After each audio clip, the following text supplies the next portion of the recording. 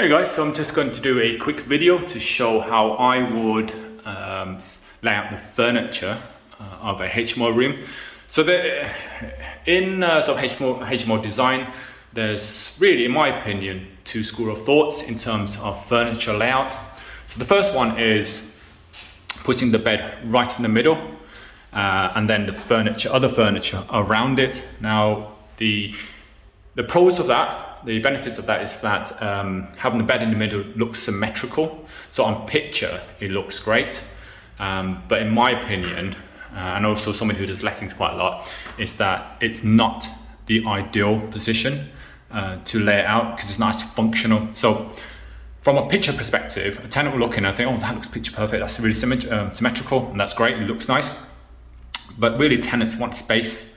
So having the bed right in the middle of the room actually, if anything, eats up a lot of the space. And what you do when you're taking viewings, and if you're a tenant, you want to walk in and you want to have a clear line of sight, nothing blocking your view. You want to see the whole room, and you want to get a greater sense of space as possible. So therefore, having a bed in the middle kind of chops up that room and chop up the room a bit too much, in my opinion.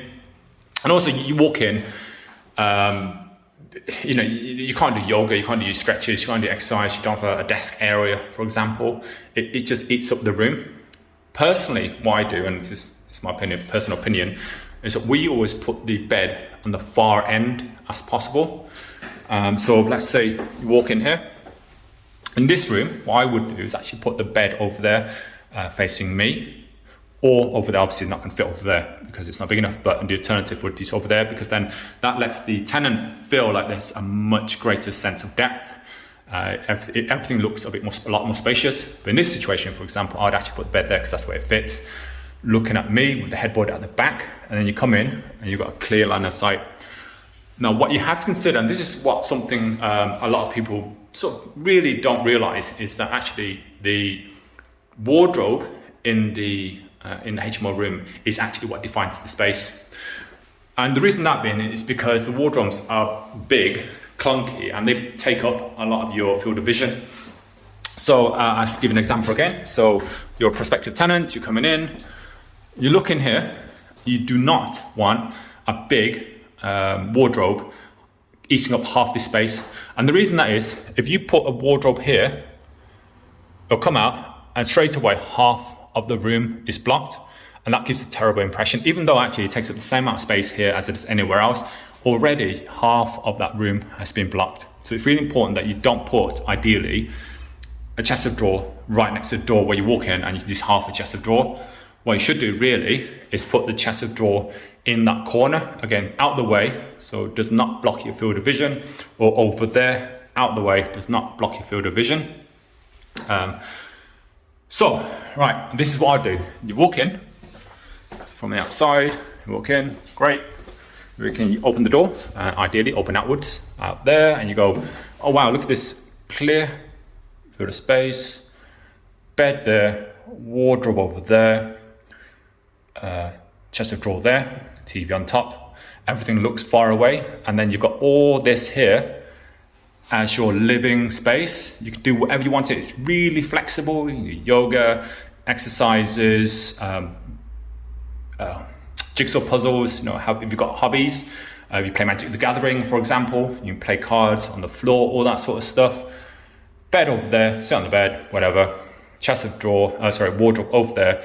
In a way, you can open it. Chest of drawer, perfectly functional.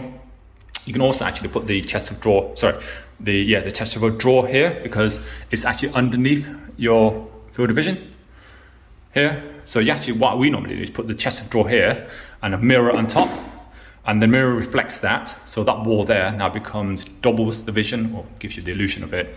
And then you put a key bowl thing here. So you come in, and as you come in, put your car keys, house keys, whatever there, which is in a bowl on top of the chest of drawer, which you don't see because you're up here.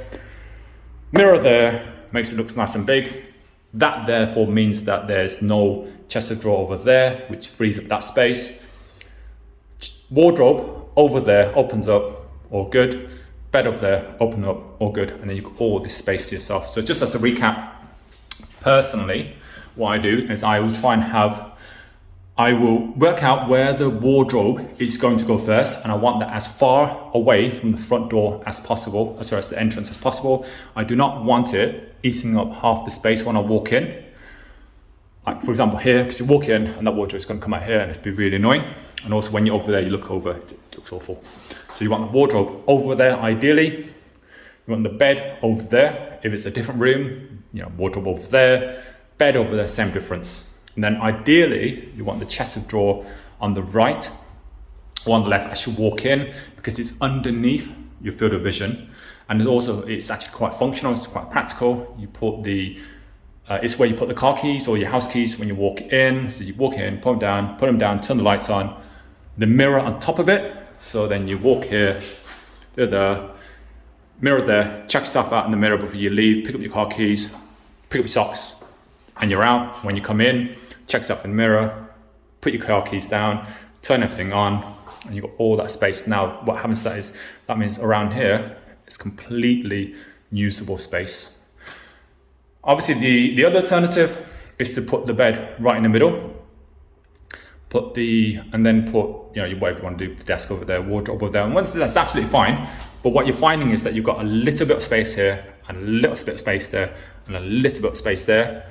And that's nice and everything, but it's much more functional as the person living there to have all that space combined, because then it's much more flexible. This is much more versatile of what you can do with the space. Again, my personal choice, but it is coming from somebody who does a lot of lettings in Birmingham. Tenants pay for space. That's what they're basically paying for. They're paying for space, and then it's quality and quality of service.